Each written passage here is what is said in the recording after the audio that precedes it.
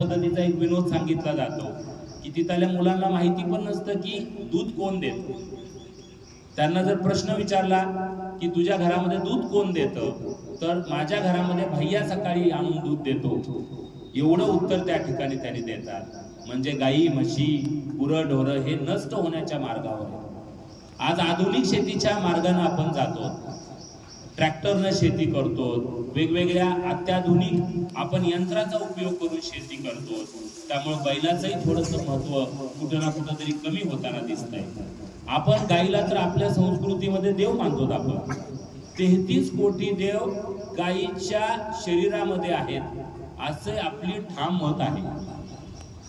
कारण गाय बघा तुम्ही, जिवंतपणी तर सगळं आपल्याला द्यायचंच काम करते, मेल्यानंतरही तिचा उपयोग होतो.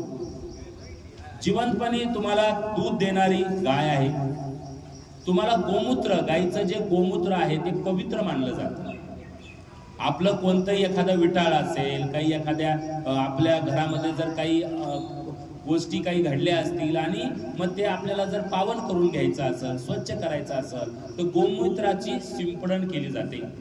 आजही आई बघा आपल्या घरामध्ये कुठंतरी विटाळ वगैरे असेल तर तो विटाळ झाला की गोमूत्राची काय करते, गोमूत्राची शिंपडण करत असते. आणि रसायन म्हणून वापरलं जातं, फिनेल तयार केलं जातं.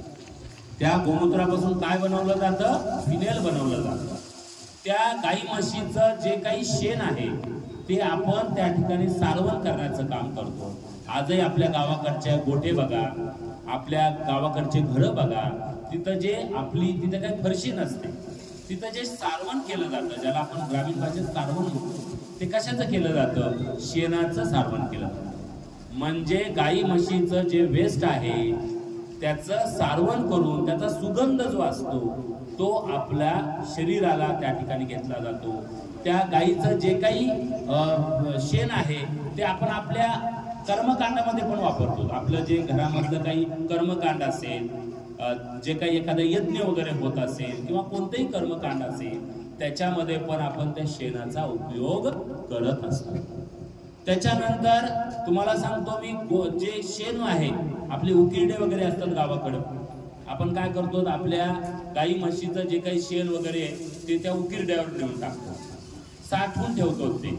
आणि नंतर मग ते आपण बैलगाडीच्या मदतीनं आपल्या शेतामध्ये त्याची पेरणी केली जाते. म्हणजे ते शेणखत ज्याला म्हणतो आपण, शेणखत म्हणून त्याचा उपयोग केला जातो. एवढं सगळं महत्व आहे. माणूस पण आपल्या जीवनामध्ये जे देऊ शकत नाही समाजासाठी, माणूस प्राणी जो आहे ना, स्वार्थी प्राणी समजला जातो, की जिथं गिव्ह अँड टेक बघितलं जातं. पण हे जे प्राणी आहेत हे गिव्ह अँड टेक बघत नाहीत, ते फक्त घेऊ